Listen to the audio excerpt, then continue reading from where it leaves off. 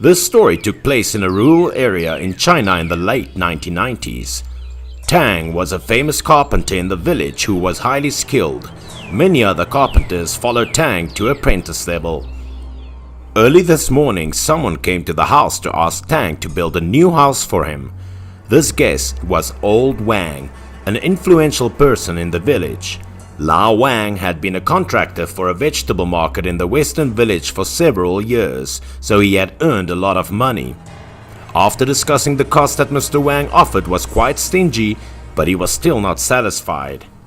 This older man was a famous bully, domineering, notorious, and dishonest. Because they were from the same village, Tang was reluctant to accept a job with a relatively low salary to please the old Wang. Because Lao Wang's construction schedule was quite urgent, Tang quickly gathered all the staff to start working immediately without delay. With a large staff, the whole team got to work very quickly and easily in the first 3 days alone. The building's wall was already more than half a person's height. The work was still going well, but the people working for Lao Wang were a bit unhappy. According to local custom, when teams of carpenters and masons worked for the owner, the host family would be in charge of tea, water, cigarettes, and lunch. Tea and cigarettes didn't have to be delicious, but they were always enough. Lunch must have meat, vegetables for everyone to eat full to have the strength for work. Lao Wang was a rich man, so the team thought they would be treated more thoughtfully than many other families. Unexpectedly, a few days later, the team did not have a cigarette, a sip of water, let alone a hearty lunch as imagined. Most of the meals were vegetable dishes that were not very fresh. This thing must be rotten vegetables left over from Tang's vegetable market the other day. Much older staff were often unwell. Staff complained to Tang that Lao Wang did not treat people like humans, but Tang knew he couldn't do anything either. He could only try to comfort everyone to continue work. After all, his life was not as good as other people's. But everyone did heavy physical work. Continuously fasting for many days made it difficult for them. Those people's jobs began to slow down obviously. Tang's face was also a little unstable. In his heart, he also understood everyone's grievances, just pretending to be confused to avoid it. "Okay, tomorrow I will go see Lao Wang," Tang said. The next day, everyone gathered at the main house to prepare to install the beamed roof. According to the old local custom, on this day, the family would prepare 8 dishes, 8 bowls, and a table for the crew. Next to it would be a red envelope for the captain. Unexpectedly, as soon as Tang finished speaking, Lao Wang's face changed color. "What? I have to pay wages and have to invite you to the party? Who do you think you are?" As soon as Tang heard Lao Wang's words, his anger rose. He immediately uttered all the words he had suppressed for the past few days. "This is the rule. Everyone does it. Why would you have to ask that?" As soon as everyone saw the dispute, they all stood behind Tang. They also began to speak angry words about what had happened. Lao Wang was used to being domineering in the village. How could he give in? He took out his phone and started calling someone. After that, a few thugs were present to settle the dispute. They used to follow Lao Wang to help him underwrite the vegetable market. Those thugs weren't from this village, so they had nothing to fear. They immediately ran to Tang and shouted, "Are you planning a riot?" Before Tang could speak, he was hit in the head with an iron rod by the thug. The blood spurted out a lot. Tang was seriously injured. The other bricklayers, seeing this, did not dare to say anything. Now, Lao Wang's arrogance was shown many times more than before. But how could Tang swallow this humiliation? Before, he was respected all his life by people. Everyone rushed to take Tang to a small clinic in the village to bandage and sew up the wound.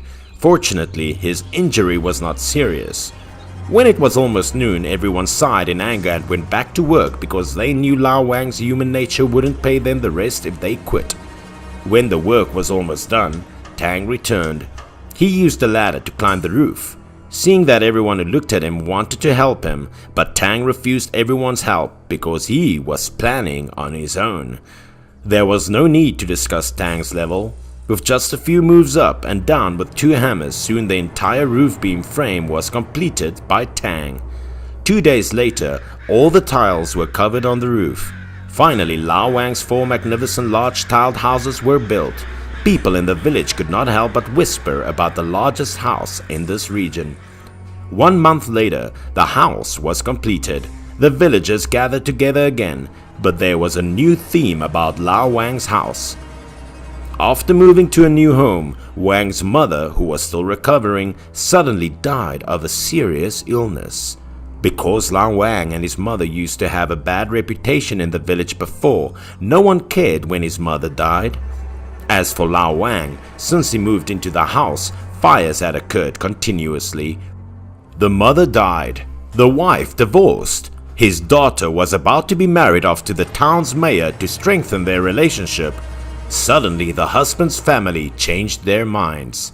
A few days ago, someone reported that Lao Wang was arrested at the market.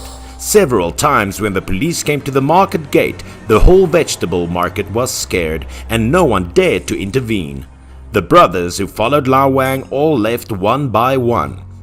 A few days later, Lao Wang was seen going to restaurants serving food in the city to ask for money.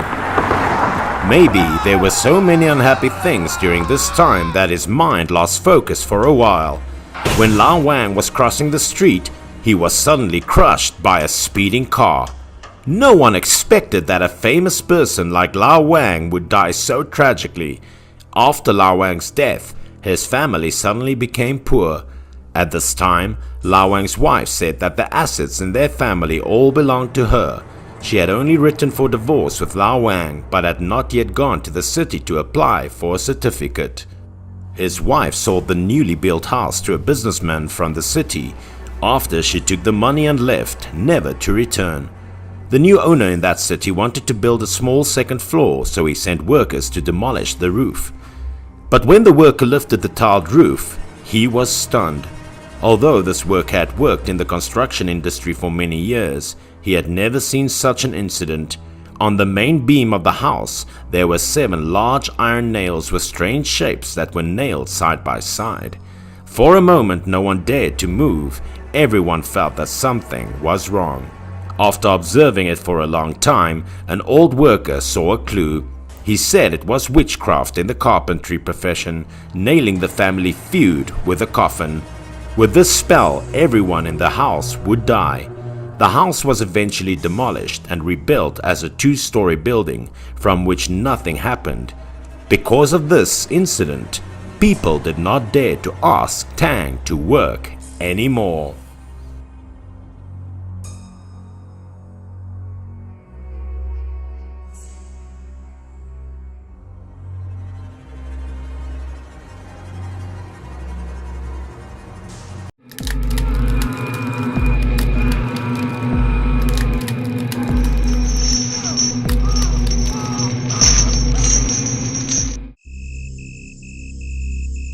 I moved to the city for college and resided in the school dormitory. That night, while I was going around the dormitory, I saw a lot of smoke. Someone was burning something, and the scent of smoke made me cry.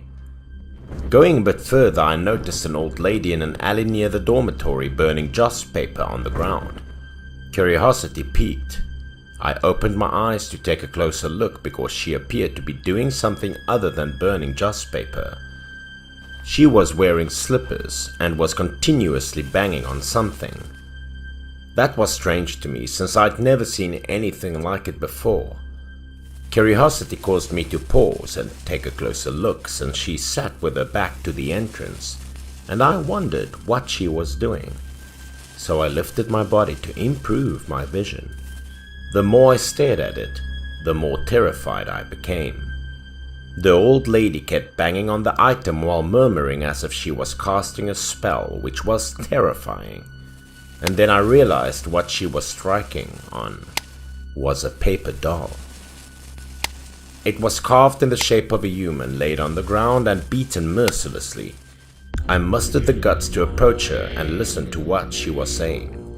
She abruptly turned around and stared at me, her expression frightening. I was startled. and terrified at the moment because I was afraid of what she would do to me. So I hurried out of there. I was not sure why I was so afraid of an old woman. Out of the alley there were many other people sitting on the street doing the same thing, which made me ponder a lot at this time. I'd been walking for a while, thinking all the way, and arrived to the dorm without noticing. When I arrived at my room, my roommate, Jan, saw that I was sweating and taunted me whether I had just returned from a date with my girlfriend, that I looked so weary. I immediately wiped away my perspiration, recovered my calm, and informed them that I had just witnessed something terrifying. Then I told them what I had seen earlier. On the contrary to what I expected, when I finished, he stated that this was a typical activity. Seeing this, I inquired more directly about the questions that had been bothering me all along. He said it was an annual ceremony to eliminate inducement curses, which the elders generally performed for their offspring. I was even more perplexed after hearing that, since I had no idea what an inducement curse was or why it was performed around this dormitory. Jan told me a story that he had heard and observed here at the time. I was much more terrified now, since I had heard him mention that there was an enchantment with dolls in the dormitory previously. He lighted a cigarette slowly and reminisced about a year ago. He was in the same room as the other boys at the time, including two called Zin and Bing. They were cleaning the room as usual that day when Zin walked in from outside. "Hey, did you just get dumped by your girlfriend? Your face looks like a leftover dumpling," said Bing. But Zin was different that day. He pushed Bing aside and ordered Bing not to bother him in an irritated tone. He then went directly to bed. Normally he would never raise his voice in front of his buddies. Jan soothed Bing, then stated that Zin must be exhausted. He didn't mean anything bad. Zin screamed loudly as Jan and Bing were about to turn and go away. Panicked, they turned back and saw Zin clutching his head and crying in agony. It was becoming increasingly shrill, as if he was in a great pain. Jan and Bing saw this and dashed over to have a look. Then they both became incredibly shocked and panicked by what they witnessed. There were large and tiny holes bleeding on Zin's forehead right now. Those holes were progressively becoming larger, more painful and deeper, much like being pricked with a cigarette. Zin writhed on the bed, holding his head and crying out in anguish. He stopped screaming after a while and seemed to be less painful, but his face looked exhausted. When Jan and Bing noticed this, they immediately inquired about his situation. Then stated that he had been exhausted and in agony since proposing to break up with his girlfriend. Sometimes he had stomachache, sometimes a headache, and every time he went to see the doctor said he was normal and couldn't find any problem. Before he finished speaking, he hastily held his arm, this time because it hurt. What was frightening was that his arm began to twist horribly. I twisted until it began to shatter and turn 360 degrees. You could plainly hear bones fracturing one by one. Jan didn't know what to do when he saw that in front of him, since everything happened all of a sudden. Zin cried in agony. His entire arm was rotated entirely the other direction, making it appear so scary. He painfully gripped his arm and cried. It was horrible to witness this sight right now. Jan believed this was most likely due to someone enchanting him, and Bing agreed. His face was pallid, like a lost soul, and his eyes were filled with blood-red veins. Then he lied down, covered in blankets, threw everyone out and stated he was okay and there was no need to call an ambulance. Because there was an exchange program at the dormitory that night, everyone gathered in a huddle. Everyone gathered in the yard to chat and discuss about their adventures. Suddenly, Jan and Bing overheard some girls who were friends of Zin's lover chatting. Zin's girlfriend seemed to have locked herself in a room all day following their breakup, causing her friends to be concerned as well.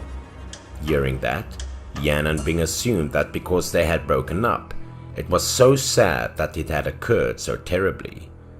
Bing took advantage of the situation.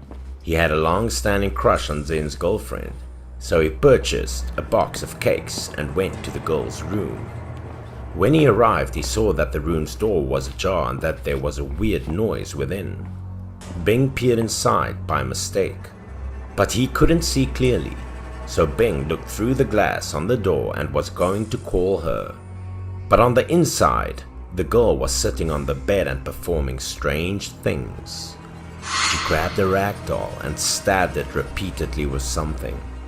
It turned out that she had punctured the doll's entire forehead with a needle, leaving holes on it. The cloth doll also resembled Zin. She then began to break its legs and limbs out of anger. The doll's arm progressively broke off and finally fell off, twisting and appearing odd.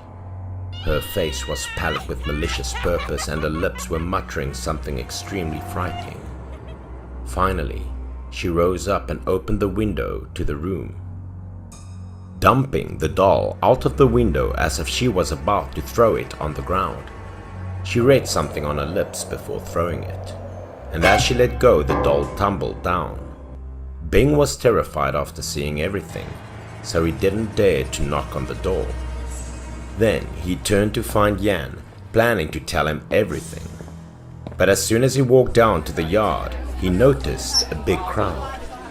Bing heard from the crowd that someone had committed suicide by leaping from a building, which corresponded with what he had seen earlier, so he trembled a little and prayed it wasn't the case. When he walked in to take a closer look, the image in front of his eyes caused him to be scared to death.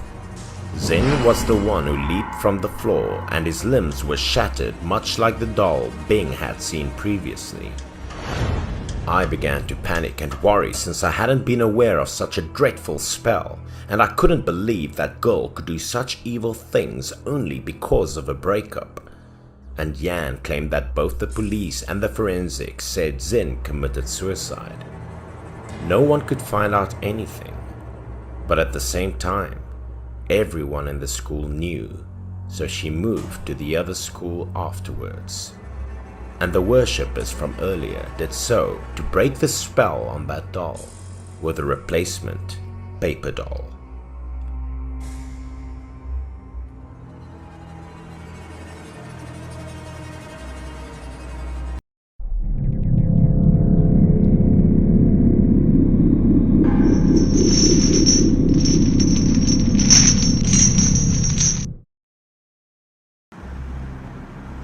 Today, we will come to an extreme horror story.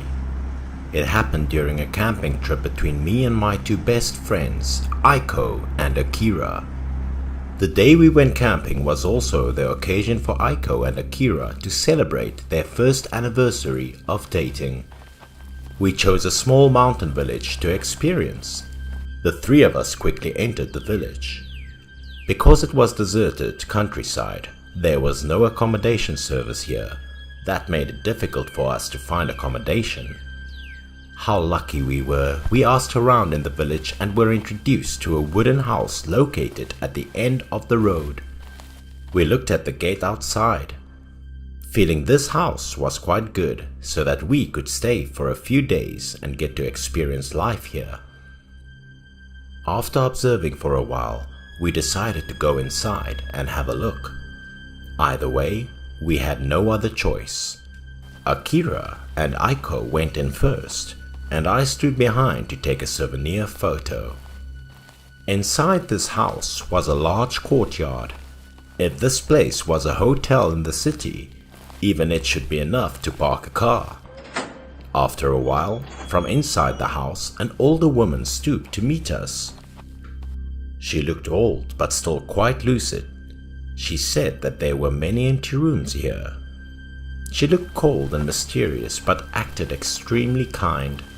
She quickly opened the door and invited us in to take a look at the room.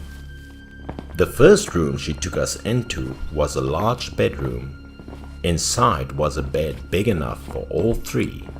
We were very pleased with this room. But seeing Akira and Aiko's intimate gesture, the older woman immediately asked us to stay in 2 different rooms so that the couple could have their own space. At first, we refused because we were afraid of the cost. But when we heard that she would reduce the price, Akira and Aiko immediately agreed. So the landlady took me to the next room. This room seemed smaller compared to Akira and Aiko's, but if I was alone, it was great. That evening, we changed clothes and went to walk around this village for a bit. Then we found a local eatery on the side of the road. Seeing that the restaurant was also small, we invited each other to eat there. We ordered a local rice table. The hostess, happily welcomed, brought all the hot and fragrant dishes out. Judging by our attitude, she also partly guessed that we were tourists from far away. So the owner of the restaurant not only invited us to add a special dish, but also asked us where we were renting and if we had found a satisfactory place to rest. I was honest and told her that we rented a room in the old house at the end of the street. The owner was an older woman. After listening, the owner of the restaurant was very surprised and panicked. She looked at us. Her attitude slightly changed. That made it very difficult for newcomers like us to understand. I asked her what was wrong with that house, but the owner of the restaurant was very hesitant. She said nothing more, only told us to move out of that strange and dangerous house quickly. After that, she went straight to the counter without saying anything to us. That surprised the 3 of us even more. After eating, we took each other back home.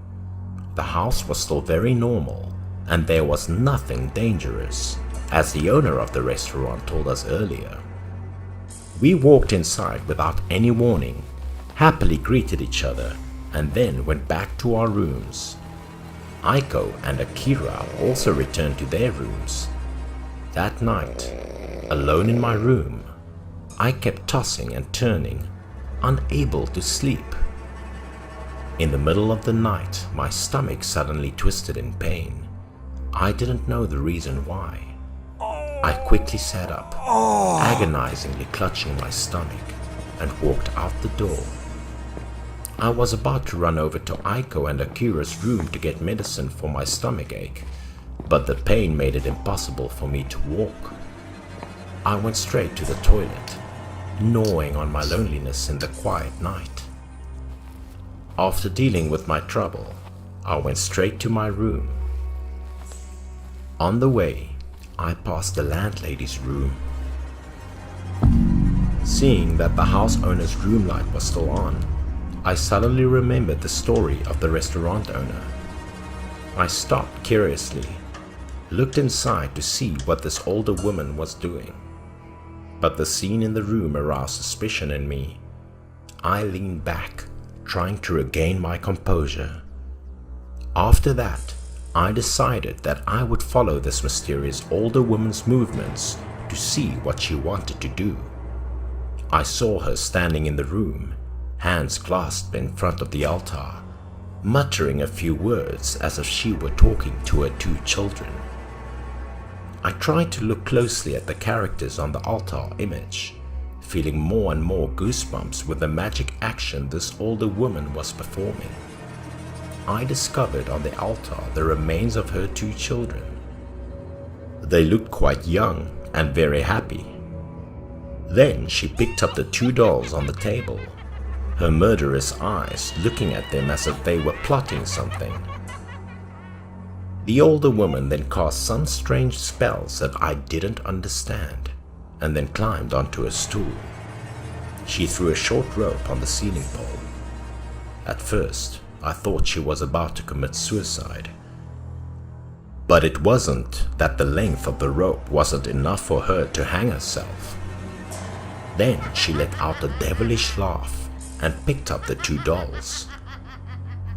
Her mouth was constantly demanding revenge for her daughter and son-in-law. The most frightening thing was that this older woman hung two dolls at the end of the rope as if she was trying to kill someone.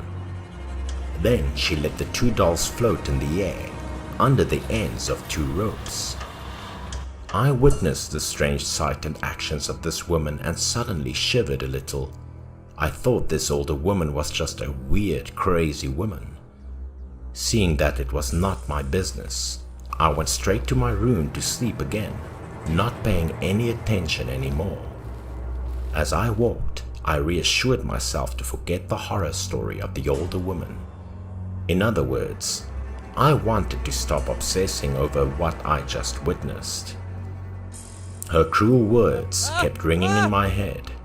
The image of her two children suddenly appeared in my mind, making me realize something quite important. A bad premonition suddenly appeared in my mind about the safety of my two friends. I hurriedly ran to Aiko and Akira's room to have a look. At first, I stood outside the door to call, but no one answered. Unsure, I pushed open the door and rushed inside. When I entered the place, a horrifying scene happened before my eyes. I saw Aiko and Akira hanging in the room, their pale bodies looking like the two other dolls. Fast as lightning, I hurriedly brought my two friends to the ground. After that, I performed CPR on them. Their bodies were still warm, but their breathing was very weak. Fortunately, a few minutes later, two of my friends were also breathing, and I quickly alerted the police. The local police quickly arrived at this house to take statements. Two of my friends were too scared to tell the police anything. As for me, I recounted what I saw the older woman doing in the room. The older woman was also arrested soon after and taken directly to the police station. The following morning, we were booked by the police for 3 bus tickets back to the city. Sitting in the car, I felt the tension. Aiko and Akira must be panicking. They said that last night, while they were sleeping, suddenly they heard someone calling their names by the bed. At that time, both of them tried to listen carefully, and it was clear that it was a man's and a woman's voice. They blamed Aiko and Akira for daring to be happy in their bedroom. After hearing that, they were startled to wake up, seeing 2 ghosts standing at the bed staring at them with hateful eyes. The 2 of them also had a soft and devilish smile.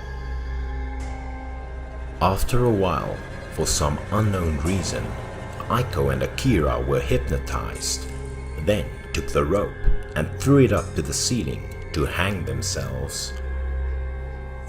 After a while, the 2 ghosts suddenly disappeared, and the room was filled with horror and laughter. I was surprised to hear Akira tell the story. His face still couldn't hide the fear. It was not until later that I learned that the older woman's 2 children had hanged themselves in their room when they were the same age as us. That made her unable to accept that other people were happy. So she did so.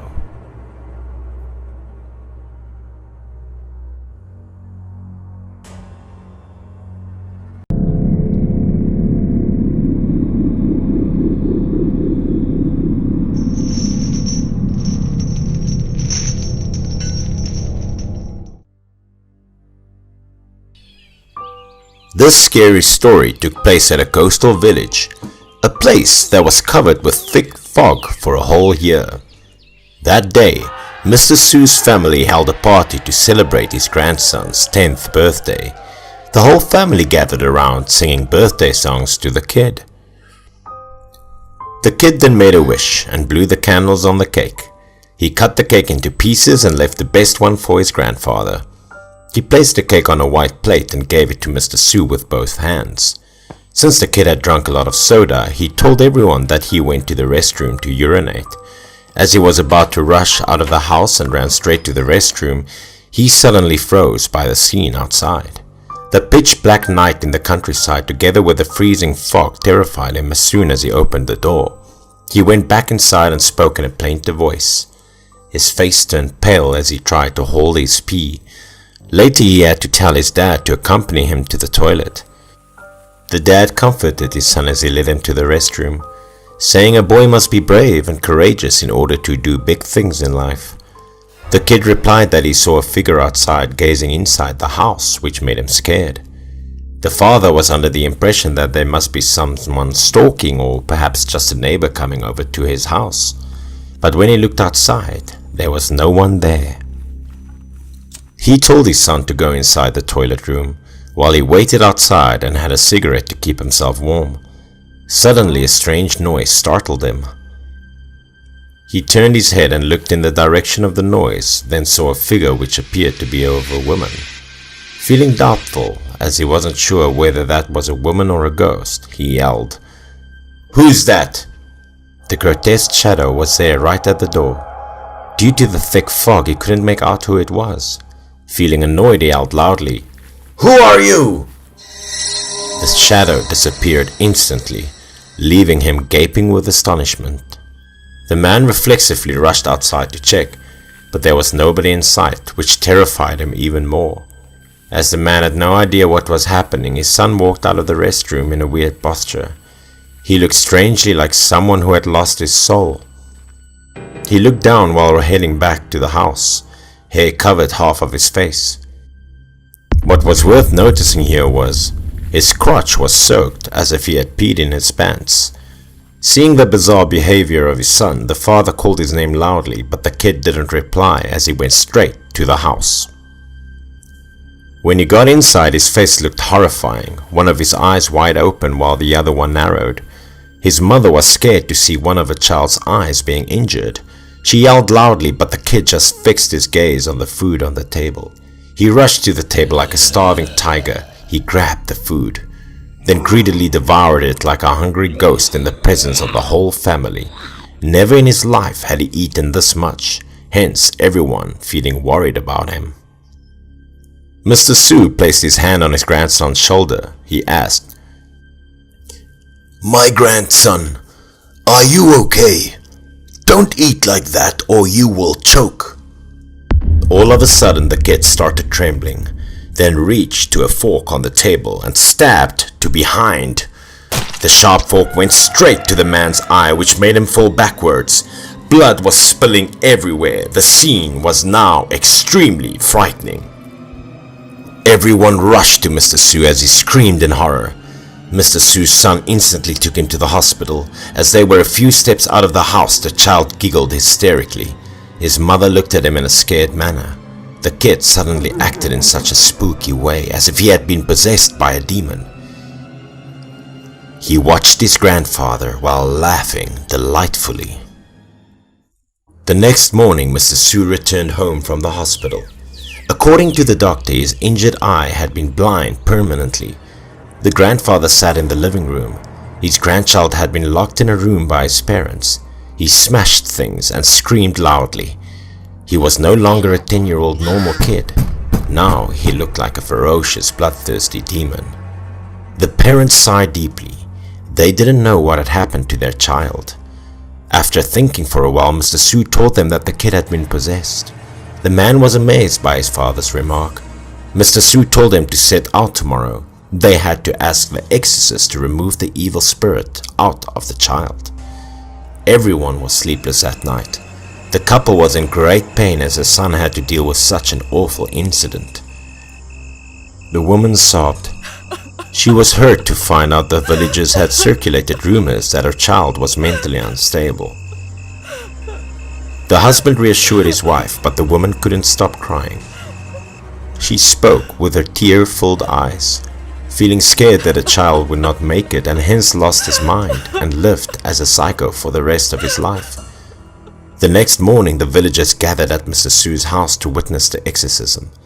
Some said the kid had lost his mind, while others said that he had been possessed by an evil or developed mental illness.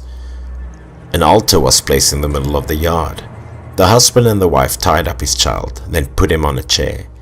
The kid became furious as soon as he saw the exorcist. His eyes were filled with anger as if he wanted to eat her alive. The exorcist grabbed the rooster by its neck, then slashed its throat with a knife. She let its blood drip into a bowl while muttering some spells under her breath. The exorcist picked up the bowl, then drank the blood but didn't swallow it. Instead, she kept it in her mouth, then slowly approached the kid. The closer she approached him, the more violently he shook. The exorcist spit out the blood in her mouth to the kid's face. Then she took out from her bag a yellow stick that was made of animal's fur and performed a ritual dance around the kid. The kid screamed his head off, saying that he would take revenge on the woman. All of a sudden his eyes grew wider as if they wanted to pop out. One of them turned black and there was a wisp of black smoke coming out from it. Then the child sat unmoving with his face down. The mother rushed to her child. She called his name and awoke him. A few minutes later the kid opened his eyes. Thinking their child had returned to normal, the couple was delighted as the woman hugged the child in her arms. She bursted out crying. They untied him and expressed their gratitude to the exorcist. But the woman didn't say anything. Sensing something wasn't right, Mr. Su came to the exorcist and asked if she was okay. No sooner had he come to her than the woman let out a scream. She bit her lips painfully. Unexpectedly, the exorcist picked up her stick, then stabbed it right into one of her eyes. The scene was so disturbing that it shocked everyone present there. The family members were dumbfounded as the woman collapsed on the ground and died laying in the middle of the yard. Amidst the crowd appeared a beggar who screamed loudly as he saw the incident. His face turned pale instantly. The beggar pushed his way out of the crowd while continuously screaming. Since that day, Mr. Su had been bedridden, fearing that he would not overcome his illness. He told a secret that he'd been hiding to his son and his daughter-in-law. As he recalled his memories, he told the couple about a murder that he, the female exorcist, and the beggar were involved in. The couple couldn't hide their amazement on their faces when their father said he had something to do with a bizarre incident going on with the family. Mr. Su felt painful. He bursted into tears and then told everything to them. Back when he was young, he and the beggar had sworn brothers. One day, after taking a few shots, the two felt slightly drunk. They went to an alley and smoked some cigarettes. As they saw a woman walking by, the two intended to rape her. The beautiful woman had just turned 18 at that moment. The beggar was the one approaching her first as he blocked her way. The two men found it amusing to see the young woman being scared, and they constantly teased her. One of the men rushed to her and grabbed her arms. The woman tried to defend herself but failed as the man was too strong for her. He dragged her away. The two took her to a nearby warehouse. The beggar intended to rape her, but the young woman reacted violently. She scratched his face, which hurt him badly. The pain arose the ferocity within him as he slapped the girl hard in the face and pushed her head backwards. Little did he know that there were sharp wooden sticks behind her. They stabbed her in the eyes and the back of his head, which killed her instantly. The two buried her body at a deserted spot in the village. Since that day, the beggar always saw the woman in his dreams taking revenge on him, which made him scared, terribly scared. The beggar then asked the female exorcist to help him. The woman then used her magic to capture the young girl's spirit. She casted a spell, then put a charm into the large box and placed it onto the girl's corpse, then covered it with dirt. Mr. Su spoke in a sobbing voice. There was great regret on his face. He later died after he finished telling the story, his eyes wide open. A few days later, the villagers also found the corpse of the beggar in a lake, with a stick stabbed into one of his eyes, looking horrifying.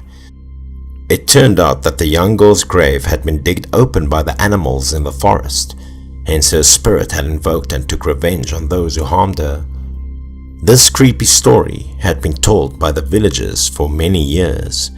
It is believed that the thick fog surrounding the village was created by the female ghost.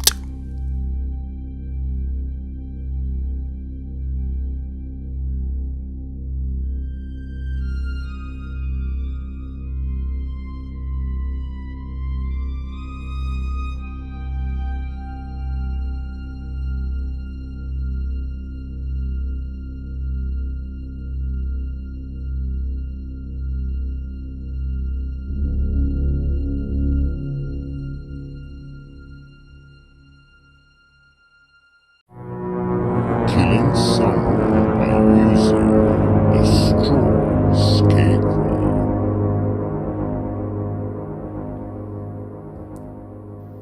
This is a scary story that I witnessed myself. My grandmother's house and my friend Jin's grandfather's house were opposite each other. We were the same age and our parents were both divorced and living far away, who abandoned us, of course. We had so many similarities, so we also became good friends. Jin had a pale face and looked a bit malnourished. She lived with her grandfather, who was aggressive, and his way of upbringing was mainly beating and scolding. The one time I was most impressed was when I was doing my homework in my room and I heard someone swearing downstairs very loudly. Hearing the voice, I knew it was Jin's grandfather. He scolded her again, hitting and scolding her aggressively in public. Jin didn't resist, didn't run away, but only bowed her head to receive the beating.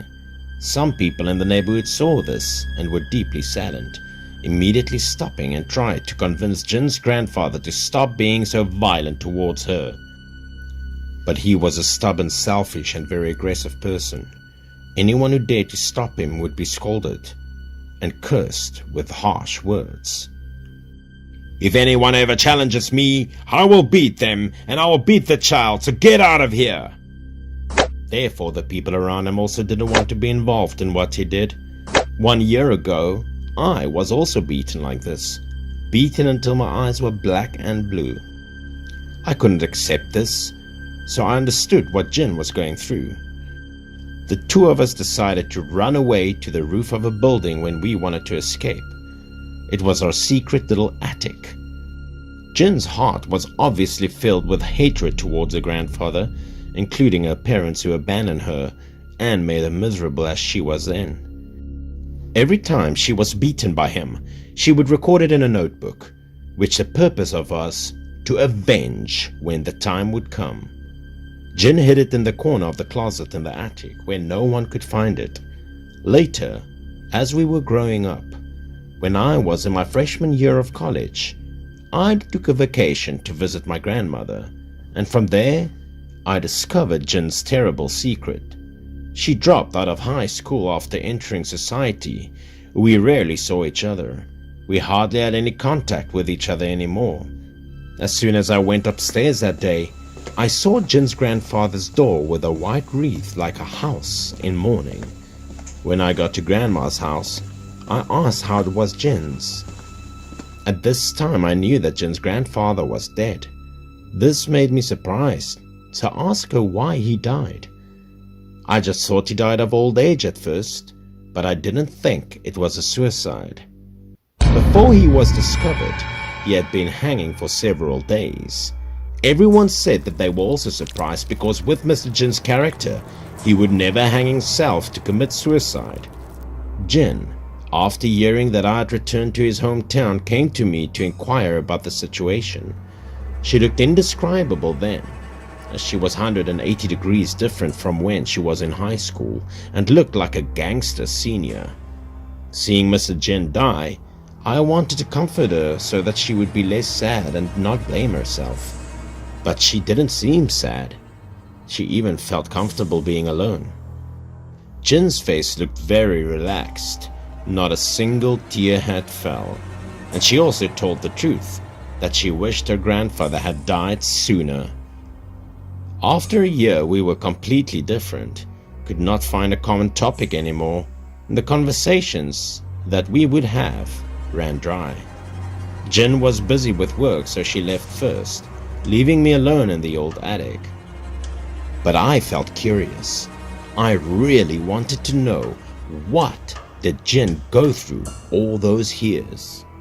I didn't know if she still had the habit of writing in that diary, but was the diary maybe still hidden in that drawer?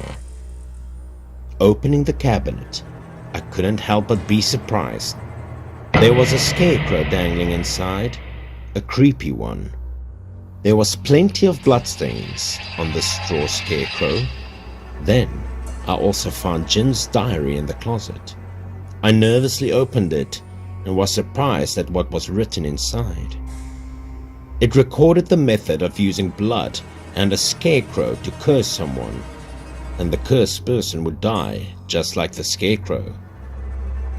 The hanging scarecrow looked like Jin's grandfather and was hanging in the same way.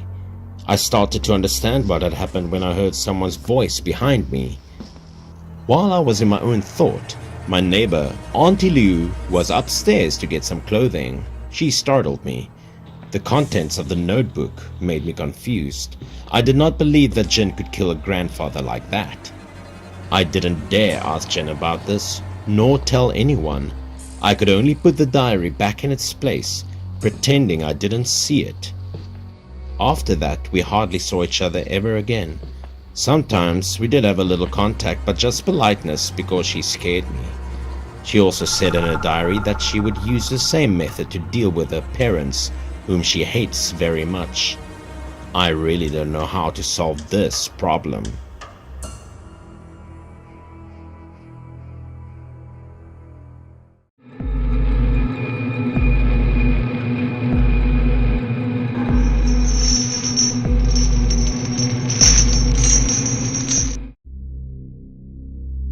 It happened when Boss Lu Feng was not yet a director at Police Headquarters 703. He lived in a small village. Before that, he used to work in the army, but now he only ran a small business. One day, the people in the village suddenly shouted throughout the village because someone had just died at the edge of the forest again. Everyone was shocked when they heard the news. Because this was not the first time someone had died, there had been several people recently. The villagers rushed to the edge of the forest to see who the victim was. All of them had worried expressions on their faces. The deaths appeared more and more, leading them to believe that a serial killer was appearing in this town. After seeing the dead body, everyone was even more confused. Because this time and another person was brutally killed in the same way as before. His eyes, nose, and mouth, even his ears, were filled with straw by someone. At this time, Lu Feng also arrived. He was currently assisting the village chief in managing this place. Lu Feng said, "Everyone stay calm. Stay out of the way for the village chief." The village head at this time could only shake his head, his heart full of bewilderment because another person was killed horribly like before. Because he had worked in the military, Lu Feng also understood the process. He asked everyone to disperse and not affect the crime scene. The villagers continued to talk about the murder. Everyone was anxious. Because this was in the remote countryside, the police often arrived very late.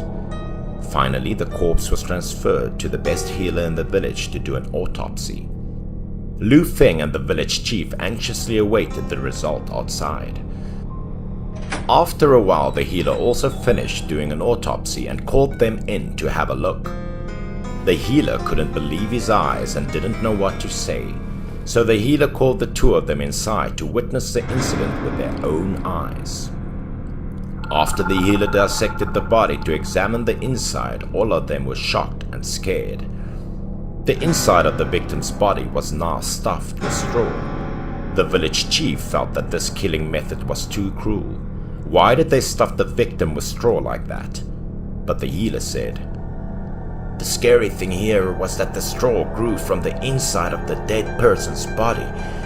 It was not stuffed in by someone." This thing made them both suspicious. How could such a strange thing happen? The village chief thought that perhaps the healer had made a wrong prediction. The healer was angry, saying that he had worked at a large hospital for many years How could there be a wrong examination?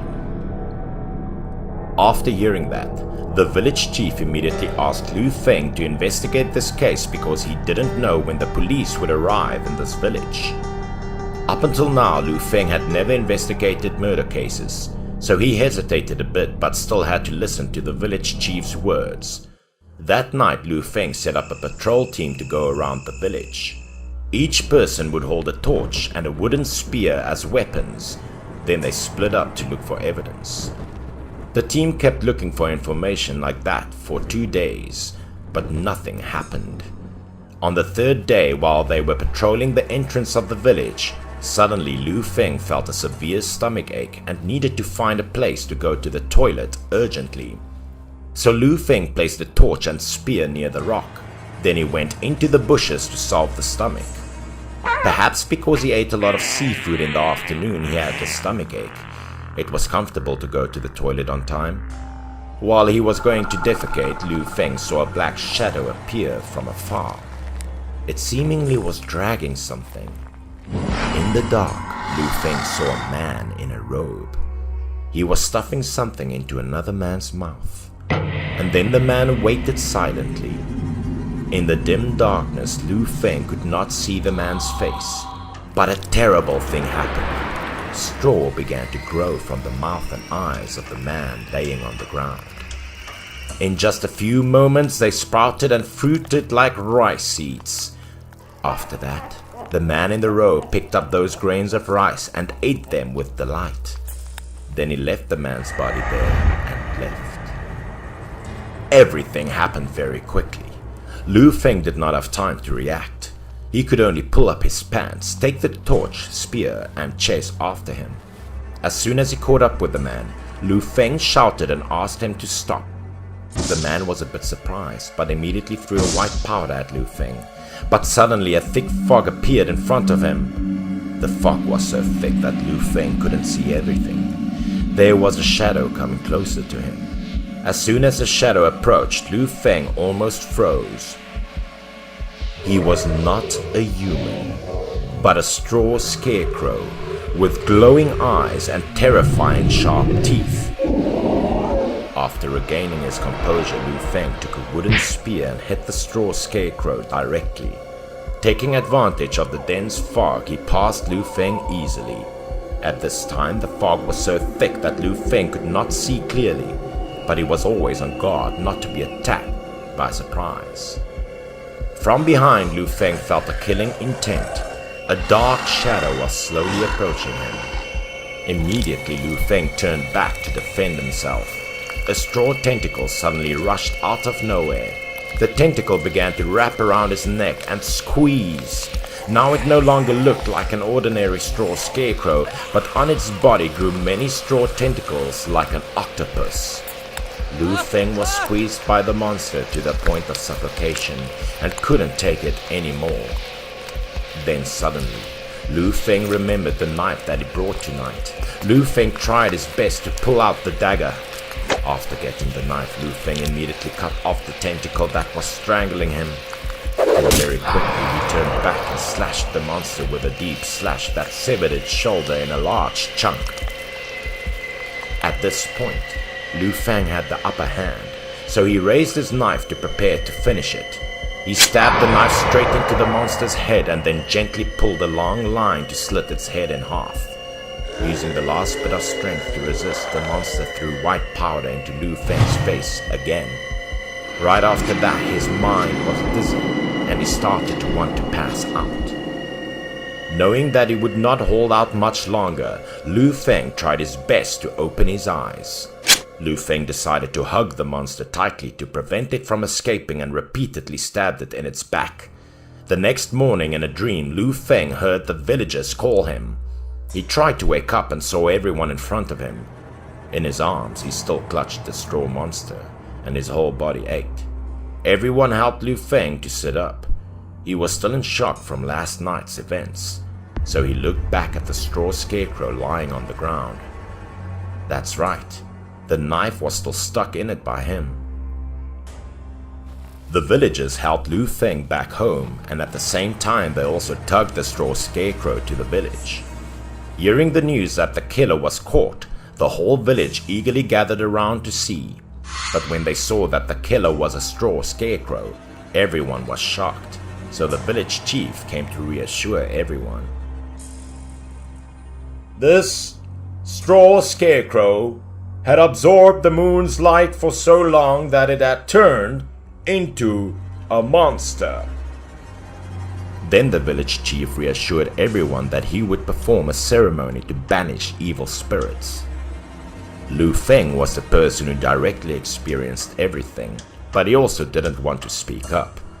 After that, the straw scarecrow was burned by the village chief to destroy the disaster. After a long time, no one was harmed. But after that, Lu Feng rejoined the army and did not return to the village.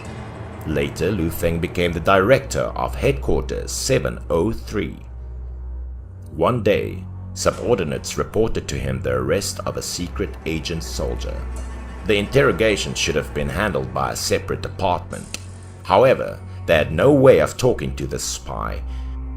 They reported it to Lu Feng. Looking troubled, he also went there to examine the situation. But as soon as Lu Feng got there, the spy surprised him.